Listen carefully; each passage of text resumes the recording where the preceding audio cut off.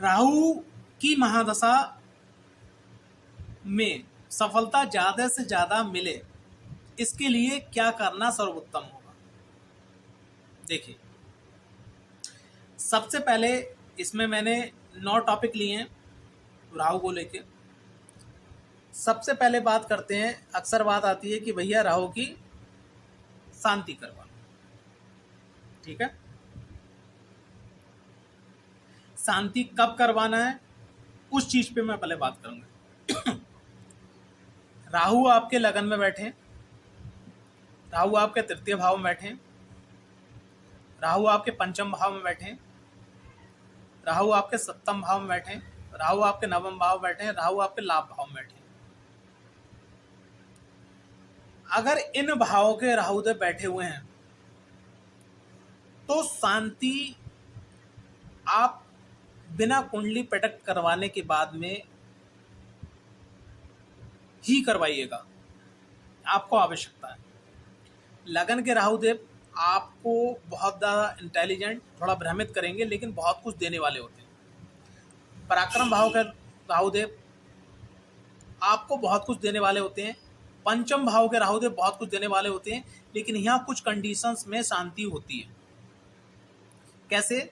जैसे कोई student life है और उसकी राहु की महादशा स्टार्ट हो गई और पंचम भाव में राहुदेव बैठे हुए हैं, और पंचम भाव के स्वामी भी अगर मान ली 12वें में, अष्टम में या छठे में बैठ गए, ठीक है, इवन पराक्रम में ही बैठ गए, तो यहाँ पर क्या है कि आपको सिर्फ पढ़ाई चाहिए। तो बाकायदा नाम, गोत्र और किस उद्देश्य से राहु की एनर्जी को आप जो है शांत करवा रहे हैं, उस कंडीशन में कर सकते हैं। या कोई घर की गृहिणी है और उसकी प्रेगनेंसी में दिक्कत आ रही है, उस कंडीशन में कर सकते हैं। ये 2 कंडीशन है, लेकिन कुंडली मिलान करने के बाद में।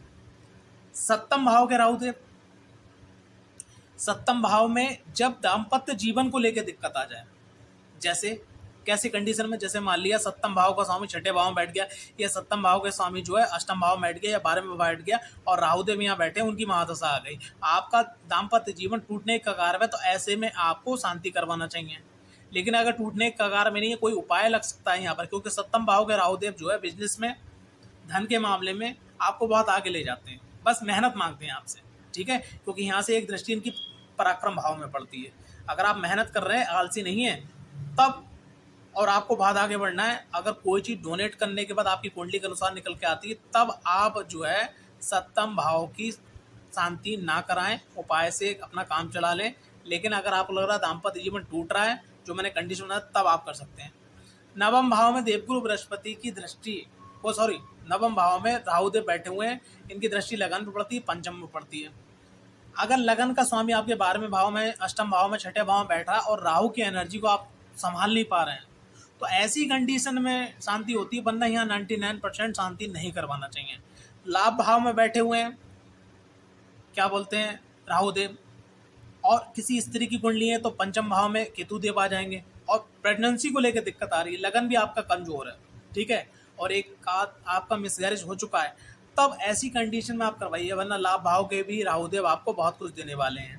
तो ये जो मैंने भाव आपको बताया, लगन, तृतीय, पंचम, सप्तम, नवम, यानी कि 1 2 3 4 5 6, यहाँ की अगर आप शांति करवाने, बड़ा सोच समझ के करवाइएगा, ठीक। दूसरे नंबर पे चतुर्थ भाव में अगर राहुदेव हैं, ठीक है, चतुर्थ भाव में अगर राहुदेव हैं और आपका मकान दक्षिण मुखी है, या आपका दक्षिण और पश्चिम का कोना गड़बड़ है, वहाँ लैट्रिन या बाथरूम में दरवाजा है या वो नीचा है, ठीक है, और आपको नेगेटिविटी ईवेल घेरे रही हैं और आपको घबराहट होती है, तो ऐसी स्थिति में करवाइएगा। और यहाँ पर मैं एक बात कहना चाहूँगा कि अगर आपके पिताजी नहीं और आपकी माँ संग में रह रही हैं और चतुर्थ भाव में राहुदेव हैं, तो ऐसे में शांति करवा ही देना चाहिए, क्योंकि ऐसी कंडीशन में अगर राहु की महादशा आ गई तो राहुदेव माँ को आपसे दूर कर देंगे, ठीक है, तो वहाँ आप शांति करवा दीजिएगा, वरना यहाँ प्रेडिक्ट करने के बाद शांति करवाइएगा। दसम भाव में बात करते हैं राहुदेव की। दसम भाव में अगर राहुदेव हैं तो यहाँ अगर आपका चरित्र स्ट्रांग है, आपका खान पान गलत नहीं है, आप गलत संगत में नहीं जा रहे हैं, आप फालतू का खर्च नहीं कर रहे हैं, कर्जा नहीं ले रहे हैं, तो राहु देव की शांति आप नहीं करवाइएगा। लेकिन इनमें अगर कोई प्रॉब्लम आ रही है तो आप शांति करवाइए, क्योंकि राहु देव यहाँ बैठने के बाद वाणी पे और राहु देव यहाँ बैठना रोग ऋण शत्रु के स्थान पे दृष्टि डालना है। अगर इन चीजों को आप कंट्रोल करके चलते हैं, क्योंकि दसम भाव के राहु देव आपको जो है सफलता, करोड़पति, अरबपति तक पहुंचा सकते हैं, अगर आप मेहनती हैं और आपने कोई सिस्टम अच्छा पकड़ रखा है तो। 12वें भाव के राहु देव, ठीक है, 12वें भाव के राहु देव जो हैं यहाँ पर आप शांति करवा सकते हैं।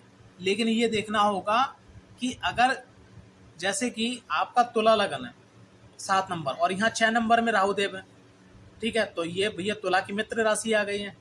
अगर यहाँ पर आपकी बिल्कुल विपक्ष राशि आ रही है और इस भाव का स्वामी ये 12वें भाव का स्वामी सुख भाव में बैठा, पंचम भाव में बैठा, नवम भाव में बैठा है, द्वितीय भाव में बैठा है, तो ऐसे में शांति करवाइएगा, वरना राहु की शांति मत करवाइएगा। उसका नित्य किसी देवता की, उग्र देवता की, जैसे मान लिया भैरव जी की, काल भैरव स्वरूप की, या महाकाली के जो विकराल स्वरूप की, या महाकाल की आप आराधना करते रहें, तो राहु की यहाँ एनर्जी फिल्टर होती रहेगी और आपको विदेश से संबंध अच्छे हो जाएंगे और जो है रोग ऋण शत्रुओं से आपको मुक्ति मिलेगी और आप आगे बढ़ते रहेंगे। लेकिन अगर राहुदेव अगर 12वें भाव बैठे हैं, आपके जेल यात्रा के योग बनना है, आप कोर्ट कचहरी के योग बनना है, आप जल्दी अस्पताल से आ रहे हैं, तो आप शांति करवाइएगा। अब बात करते हैं द्वितीय भाव में राहुदेव। द्वितीय भाव में राहुदेव जो है, अगर ऐसा व्यक्ति शराब, सिगरेट, सुल्फा, ठीक है, या कोकेन, गांजा, ठीक है, ड्रग्स लेने लगा है, तो शांति करवाइएगा। अगर उसका खान पान अच्छा है, अपने आप को कंट्रोल कर सकता है, अपनी वाणी को कंट्रोल कर सकता है और लगातार काम कर रहा है, तो द्वितीय भाव के राहुदेव जो हैं वो एसिड्स बहुत बनवाते हैं, ये मैंने देखा है। बस यहाँ पर एक दोष लगता है कि द्वितीय भाव में राहुदेव हैं, तो आपने जो पैसा कमाया उसका एक पैसा, एक हिस्सा अपना सिस्टम बना देखिए कि आप उसको प्लॉट में, ठीक है, अचल संपत्ति में और गोल्ड में, या और भी बहुत सारे सेक्टर हैं वहाँ आप निवेश कर सकते हैं। छठे भाव के राहुदेव, ठीक है, छठे भाव के राहुदेव की आप शांति करवा सकते हैं, लेकिन कब कंडीशन में, जैसे कि किसी महिला की कुंडली है, वो अपने घर परिवार को इसको देखना है, उसको बाहर से कोई मतलब नहीं जाता और उसको रोग ऋण शत्रु ना पैदा हो, तो आप शांति करवा दीजिएगा। लेकिन अगर बाहर आपको काम करना है, लोगों के बीच में रहना है, फाइट करके आगे बढ़ना है, कोई कॉम्पिटिशन की तैयारी करना है, ठीक है, और अगर आप छठे भाव के राहु की शांति नहीं करवा रहे हैं, तो यहाँ पर एक बात ध्यान रखिएगा कि लगन और पंचम के भाव स्वामी को आप स्ट्रॉन्ग रखिएगा, क्योंकि लगन मजबूत, अब पंचम यानी ज्ञान का क्षेत्र आपका मजबूत, ठीक है, तो रोग ऋण शत्रुओं से आप फाइट करके राहु की एनर्जी से बहुत आगे निकल सकते हैं।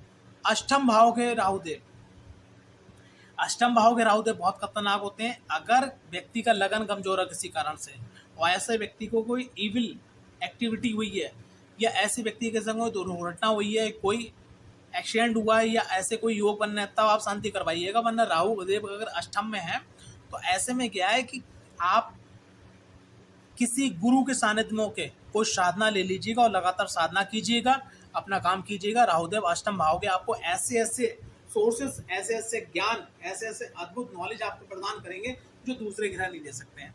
तो शांति की बात यहाँ पे ये रही कि इस तरीके से आप शांति को करवा सकते हैं। बात करते हैं उपाय की, वो सॉरी दूसरे नंबर और राहु के दान की। राहु की का जो भी दान हो, ठीक है, तो राहु का दान कोशिश ये करिएगा भैरव मंदिर में, काली मंदिर में, महाकाली के मंदिर में, माँ दुर्गा के मंदिर में, या भगवान शिव के मंदिर के अंदर करिएगा, जिससे आपको सबसे ज्यादा सर्वोत्तम और अच्छे रिजल्ट प्राप्त हो। अब बात आती है राहु का जाप। तो राहु का जाप आपको क्या करना है, राहु अगर केंद्र में बैठे हैं, राहु अगर त्रिकोण में बैठे हैं, राहु अगर लाभ में बैठे हैं, राहु अगर द्वितीय भाव में बैठे हैं, ठीक है, और राहु का जो मालिक है, भाव का जो मालिक है वो अच्छे भाव में बैठा है, तो राहु का आप जाप कर सकते हैं। लेकिन राहु का जाप हमेशा एक बात ध्यान रखिएगा, गुरु मंत्र, गणपति मंत्र के बाद ही करिएगा, ठीक है, विधिवत तरीके से करिएगा, और तब आपको बहुत अच्छे रिजल्ट्स प्राप्त होंगे। बात करते हैं चौथे नंबर पर राहुदेव के उपाय की।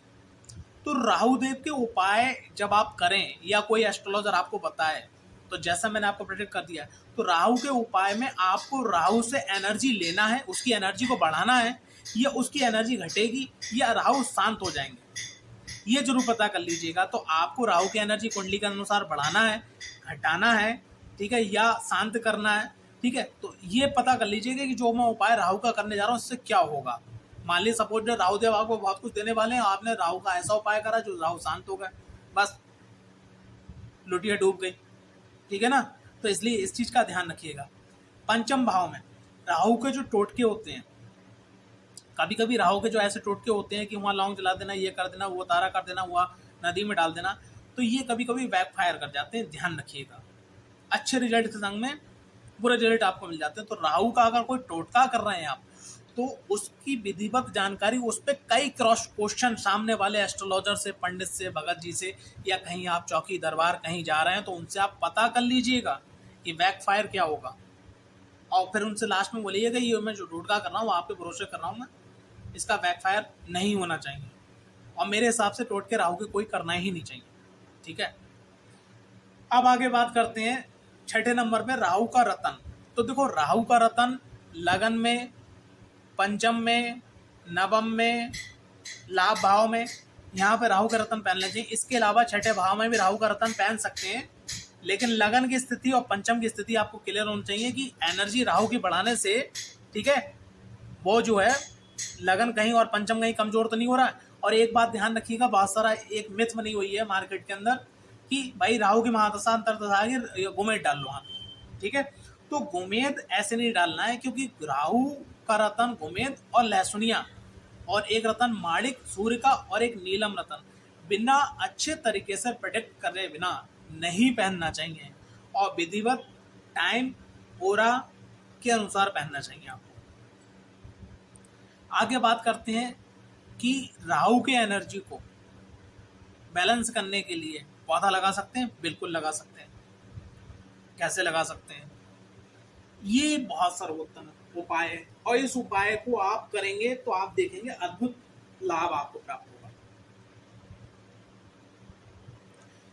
देखिए, 1 2 3 4 5 6 7 8 9 10 11 12, यहाँ पर कोई भी लगन लिखा होगा तो 1 नंबर मंगल, 8 नंबर मंगल, 1 number, 8 number, 9 number, 12 number, 4 number और 5 नंबर का अगर लगन लिखा हुआ है, तो ऐसे व्यक्ति को राहु की महादशा स्टार्ट हुई तो मेरा मानना है कि कम से कम उसको पीपल का पेड़,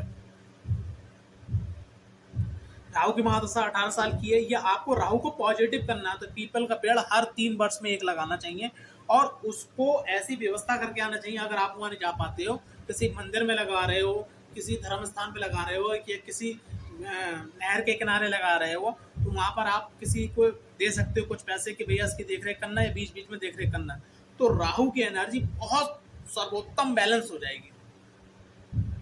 और इसका भी अगर आप कुंडली प्रोटेक्ट करने के बाद में अगर आप सही मुहूर्त निकलवा लें और उस मुहूर्त में आप विधिवत तरीके से उस पेड़ को, पीपल को लगाएं, तो यकीन मानिए आपकी कुंडली के और भी दोष समाप्त हो जाएंगे और राहु की पॉजिटिव एनर्जी आपको मिलेगी, सकारात्मक एनर्जी।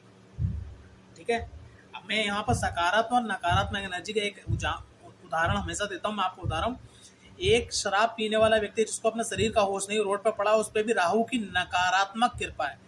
एक व्यक्ति अपने जेट प्राइवेट प्लेन में जा रहा है बिजनेस मीटिंग करने के लिए, उसको ये नहीं मालूम मेरे पास कितना करोड़ों अरबों रुपए है, उस पर भी राहु की पॉजिटिव एनर्जी है। तो यहाँ पर नकारात्मक एनर्जी खत्म हो जाती है वृक्ष लगाने से, पॉजिटिव एनर्जी इनहेंस करती है, और 3 साल में एक और जितना वो पुराना होता जाएगा, जितना वो बड़ा होता जाएगा, जितनी उसकी माध्यम से लोगों को ऑक्सीजन पहुंचेगी, उतना अच्छा हो जाएगा।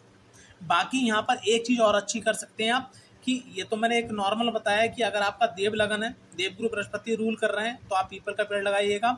इसी प्रकार से अगर शुक्र रूल कर रहे हैं तो आप गूलर का पेड़ लगाइएगा। ठीक है, लेकिन एक और अच्छी चीज़ हो सकती है कि जो आपके लगन में राशि आ रही है, उस लगन के अनुसार जो लगन का मालिक है, हर ग्रह का एक मुख्य पेड़ है, अगर उसके अनुसार अगर आप पेड़ लगाते हैं, हर 3 साल में एक पेड़ लगाते हैं, तो यकीन मानिएगा कि राहुदेव की एनर्जी इतनी बैलेंस हो जाएगी, आपको बहुत कुछ देखी जाएगी, तो आप पेड़ पौधा लगा ही सकते हैं। और मैं तो मानना है कि आपकी कुंडली किसी भी लगन की है, हर 3 साल के अंदर आपका जो लगन है, लगन का जो स्वामी है, उस स्वामी के अनुसार जो पौधा है, जो पेड़ है, वो जरूर लगाना चाहिए। 8वां, कोई विशेष सेवा, जी बहुत बढ़िया सेवा। सिख लोगों में एक बहुत प्यारी, मैं उनको सल्यूट करता हूँ, एक बहुत प्यारा परंपरा है, बहुत प्यारी सेवा है। कभी आपको मौका मिले उत्तरांचल में अगर आप जाएं, या और भी गुरुद्वारे हैं उत्तरांचल में, नानक मता साहब देव, गुरु नानक देव का पड़ता है, वहाँ जैसे ही आप अंदर जाएंगे आपके जूते चप्पल जमा होंगे और वहाँ पर जूते चप्पल सफ़ा करे जाते हैं और वहाँ रखा जाता है, सेवा दी जाती है। ठीक है, गुरुद्वारे के अंदर खाने में, सफाई करने में, प्लेट उठाने में, बर्तन मांजने में सेवा दी जाती है। अगर आप किसी भी धर्म से बिलोंग करते हैं और बृहस्पतिवार या शनिवार को किसी भी धर्म स्थान में, खास करके, बाकी अगर आप डेली 1 घंटा देते हो बहुत बढ़िया, अगर आप किसी भी धर्म स्थान पे सेवा देते हैं और खास करके जूते चप्पलों की सफाई की सेवा करते हैं धर्म स्थान की, राहु सुपर डुपर पॉजिटिव हो जाता है भाई साहब, सुपर डुपर पॉजिटिव हो जाता है। नहीं मिल रही है सेवा, किसी मंदिर में जाइए, शाम को झाड़ू लगाइए, आप जूते चप्पल उनके सेट करके रखिएगा। मौका मिल जाए तो मंदिर के ट्रस्टी से, मंदिर की कमेटी से बात करिएगा, जूतों का स्टैंड बनवा दीजिएगा। मौका मिल जाए तो मंदिर के अंदर जो वृद्ध हैं उनकी सेवा कीजिएगा। मौका मिल जाए तो मंदिर के जो मेन पुजारी हैं, अगर वो बुजुर्ग हैं, उनकी अगर सेवा में आपका हाथ मिल जाए तो बहुत ही बढ़िया, सर्वोत्तम है। तो ये जो सेवा है और जो मैंने पीछे पेड़ लगाने वाला उपाय बताया, ये 2 चीजें राहु की एनर्जी को इतना बैलेंस कर देती हैं, इतना सॉलिड दिमाग, इतनी अच्छी आपकी खुद अपने काम में प्रोटेक्शन, और इतने अच्छे आपके कर्म हो जाते हैं। और साथ ही साथ क्या है कि जो दुख है वो आपके निपट जाते हैं, आप आगे बढ़ जाते हैं। नॉर्मल टॉपिक कि राहु की महादशा में क्या है कि बहुत सारे लोग जो हैं तंत्र मंत्र यंत्र की तरफ चले जाते हैं। तो मेरा मानना ये है कि राहु की महादशा में अगर आप बहुत अच्छा रिजल्ट चाहते हैं, साधना करना चाहते हैं, तो आप माँ मातंगी की साधना करें। यहाँ थोड़ा सा समझिएगा, अगर आपका 5 नंबर लगन है तो आप माँ मातंगी की साधना करें। अगर आपका 4 नंबर लगन है तो भगवान शिव की आप साधना करें। अगर आपका जो है 1 नंबर लगन है तो आप भैरव जी की, बटुक भैरव जी की आराधना करें, 1 नंबर और 8 नंबर। ठीक है, अगर आपका जो है लगन आपका 2 नंबर है, 7 नंबर है, महालक्ष्मी की आराधना करें। ठीक है, अगर आपका लगन 11 नंबर है, 10 नंबर है, तो यहाँ पर आप काल भैरव महाकाली की आराधना कर सकते हैं। ठीक है, अगर आपका लगन 3 नंबर है, 6 नंबर है, तो यहाँ पर गणपति जी की आराधना सर्वोत्तम होगी। ठीक है, तो आपके लगन के अनुसार, ठीक है, जो आपकी राशि निकल के आ रही है उस राशि के अनुसार आप साधना करें। 9 नंबर, 12 नंबर अगर आपका लगन है तो आपने नव दुर्गा में एक शक्ति सुनी होगी, जो पंचम दिवस उनकी पूजना होती है।